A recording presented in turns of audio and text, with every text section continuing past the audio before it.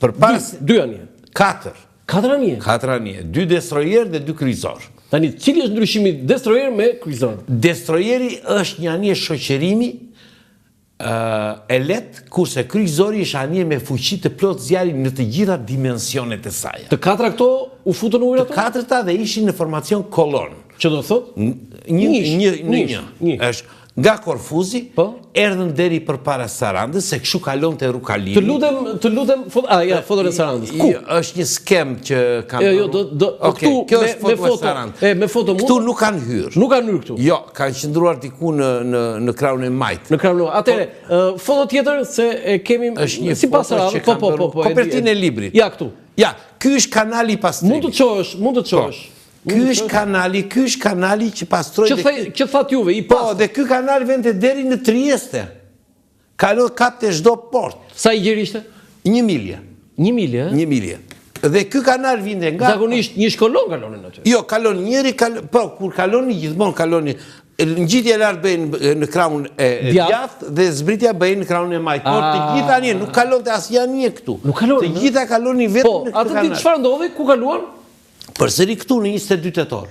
Po mirë, aty janë ujërat tona? Po pra, janë ujërat tona, do ta shikojmë. Kemi 2 kanale Korfuzi. Jo, një sekond. Këtu jemi në gjuhën e Sarandës brenda. Tani ti the që nga 15 maj nuk kishin kaluar. Jo, dhe Shqipëria kishte pezulluar të drejtën e kalimit paqësor, që do të thotë që ato nuk mund të kalonin më, sepse kishte urdhër ekzekutiv të shtetit shqiptar. Tani ato në 22 tetor kaluan. Se ishte demonstrim force? Jo, vetëm kaluan, po kishin nxjerrë dhe urdhër operacional për kalimin, dhe një njeri me kamerë vazhdonte dhe filmonte se ata e dinin që do ndodhte diçka. Prandaj kemi atë foton e? Pikërisht. E dini që? E dini që do ndodhte, sepse është shkruar në urdhrin operacional. E dini që do ndodhte, pritani. Po, sepse u goditën datën 15 dhe ata prisnin këtë goditeshin me artilleri në datën 22. E mirë, po jo nga minat. Nuk dini gjë ata që ishte minuar. Po pra, ata mendonin që do na qellojnë me armë. Po, dhe urdhri operacional thoshte, në rast se goditemi nga toka, nga Saranda, të kthehet, më thënë, zjarri të kthehet, por keni kujdes objektivat civil. Çfarë ndodhi? Atëherë anijet kaluan, erdhën këtu që është afërsisht tek kjo kanali Çukës. U kthyen për në drejtim të Kepit Qefalit. Te Dodona, aty afër atij Hotel Dodona? Po, 800 metra është, kjo është 800 metra nga kanali. Kjo këtu është 1 kilometër e gjysmë, 1.2 kilometra. 800 metra është ajo nga kanali Çukës. Po, dhe bie para këtu. Po, Suamare. Gjithmonë në ujërat tona. Në ujërat tona, mu këtu ja ku është Saranda. Po? Bie këtu. Po? Suamares ishte e dyta në linjë. Ishte Mautidius, Suamares, Volazh dhe Linder. Po? Tashti, dhe bie e dyta. Po? Atere, komandanti i skuadronit, që ishte, ata nuk e prisnin goditesh nga toka. Dhe shpërtheu e para. Shpërtheu. Diqen X ushtar. 22 këtu kam vdekur. Vetëm tek ajo. Vetëm jo të dyja. Jo. Dhe atere komandanti i skuadronit, që ishte admirali Kenehan, dha urdhër anije parë të niset në drejtim të Kepit Qefalit, anije dytë të niset në drejtim të Korfuzit, dhe anija e tretë që ishte Volazh rimorkion Suamarezin dhe niset në drejtim të kundërt për të ardhur në Korfuz. Për të kthyer. Po, sipas kanalit. Po çfarë ndodhi? Në momenti që kthehet dhe vin këtu, duke tërhequr Suamarezin, bie dhe Volazhi në minë. Tashti, këtu është historia më interesante. Se? Sepse Suamarezi bie në bash dhe i përkulet bash i anijes.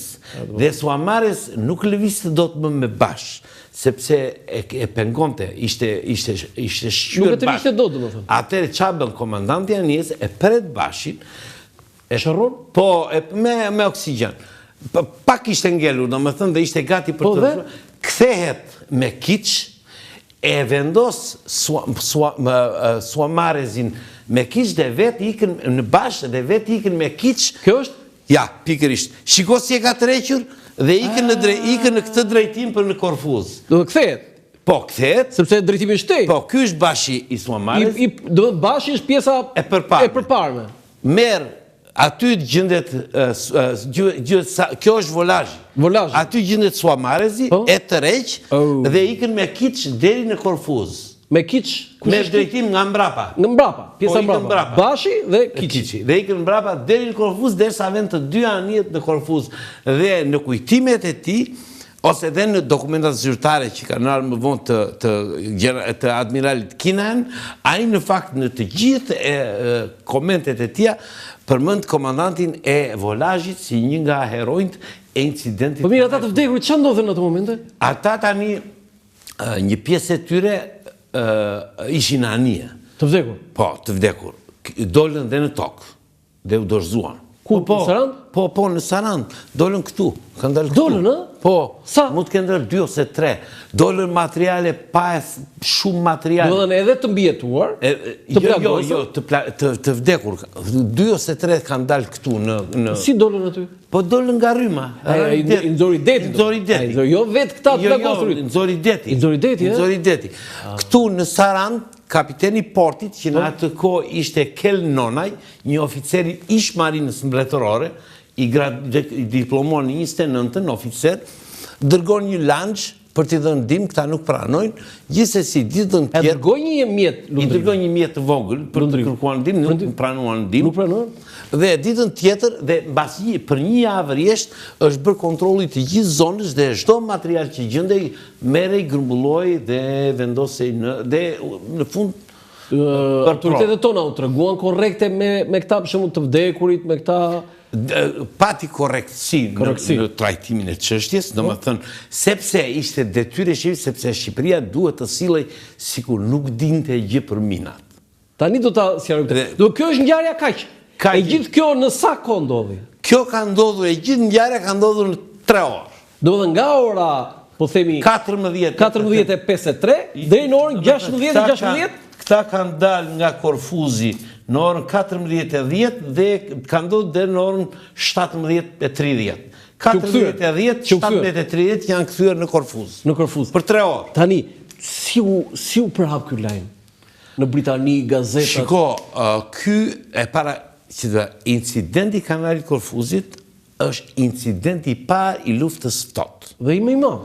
Dhe më i madh. Dhe e dyta është rasti i parë që merr në shqyrtim gjykata ndërkombëtare drejtësisë. I parë, me këtë ka filluar.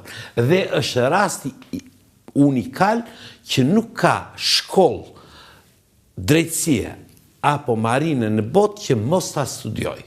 Dhe në akademinë tonë. Në tërë botën, në gjithë botën. Do të thonë kjo studiohet. Studiohet. Dhe në akademinë tonë ka të paktën 10 vjet që është futur si orë mësimi incidenti kanalit Korfuzit. Unë të paktën në 3-4 universitete të Tiranës, private dhe shtetërore, e kam dhënë, jam thirrur dhe e kam trajtuar çështjen e incidentit. Do të thotë po jepni një leksion. Po, e kuptova. Jo, me këtë pasqyrim kështu. Tani, kush e dha lajmin e parë? Lajmi funksionon nëpërmjet publik them unë. Gazetat, se atëre gazetat Perëndimi e ka dhënë parë. Po jo Perëndim, po kush? E di këtë? Britanikët. Po e di cila gazetë? Jo, nuk e di. Këtë duhet bëjë studim. Këtë nuk e di se cila gazetë. Sepse nga pikpamja e mënyrës se si e trajtoi incidentin, nuk është objektim kush e ka dhënë parë. Jo, themi parë sepse interesi publik pasaj dhe kjo mediatik ka vlerë. Tani, çfarë ndodhi direkt, reagimi parë, si ishte? Reagimi parë ishte i jashtëzakonshëm në lidhje me incidentin. Që do thotë? Qeveria britanike akuzonte qeverinë shqiptare. Ore, bën një veprim me armë ata? Jo, nuk bën asnjë. Asnjë veprim? Jo. Pse?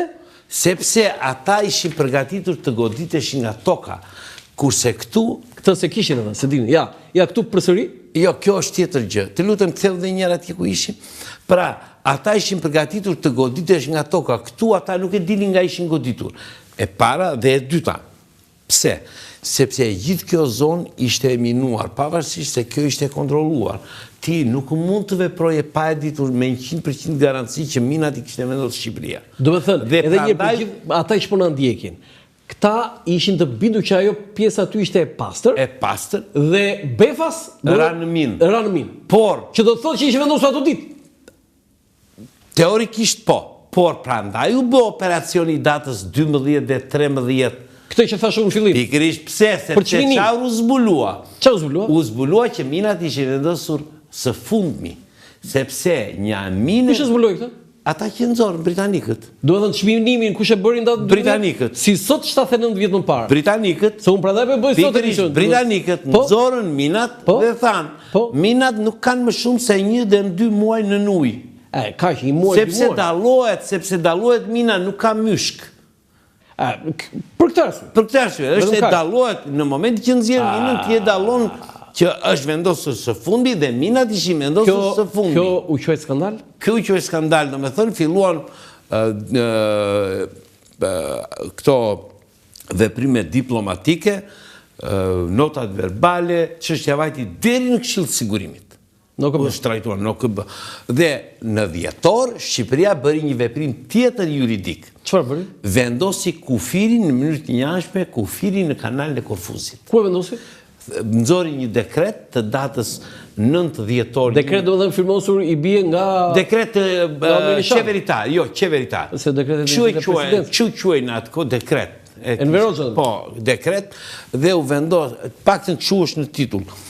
Dhe ku thoshte në fakt që duhet të kesh ca marifete që nga kepi qefalit kaq milje, nga kjo kaq milje, dhe del ajo automatikisht që është një vije cila vjen afërsisht jo sipas kanalit. Tani ti shpjegoj me foto tjetër, të lutem, sepse që ti shpjegoj me anë të fotove. Kjo është hipoteza britanike për minimin e kanalit Korfuzit. Që do thot? Që do thot britanikët në Hag kanë prezantuar një plan ose një hartë ku tregojnë itinerarin si kanë lëvizur anijet nga Shqiberniku që kanë vajtur në Kotor, kanë ardhur, kanë bërë minimin e kanalit Korfuzit dhe janë kthyer përsëri mbrapa. Dhe ata pretendojnë që kjo ka ndodhur në datën 19 tetor. Pra 3 ditë përpara. 3 ditë para. Po, por kjo skem nuk u pranua në gjykat, sepse provat që u paraqitën nuk ishin të forta, ishin 2 ushtarak Jugoslav, një civil dhe 2 marinar, i cili njëri pretendonte që kishte parë 2 dragamina të nisura nga Shqiberniku, dhe tjetri pretendonte që kishte parë duke u ngarkuar me mina 2 dragaminat në Kotor. Po, Shqiberniku sot është e Kroacisë? Po. Dhe Kotori është e Malizzi? Është i Malizzi. Dhe kjo skem nuk kishte prova. I Malizzi. A ishte i Shqipërisë në fakt, po hajtë në e kanë marrë. Dhe të dy Jugoslavët u paraqitën në gjykat, por provat që ata paraqitën nuk ishin bindse dhe kjo skem nuk u pranua. Ra. Shqipëria u dënua jo me... Jo, pritani, pa filluar gjyqi. Pa filluar gjyqi, kush e kërkoi që të shkonte në gjyq këtë çështje? Këtu është thelbi. Shqipëria nuk e kishte detyrim të vente në gjykat ndërkombëtare se nuk ishte antare e OKB-s. Si ishte bërë antare? Jo. Ne në dhjetor kishim bërë kërkesën ose në tetor kishim bërë kërkesën, tetor 26 kishim bërë kërkesën për të bërë antare të OKB-s.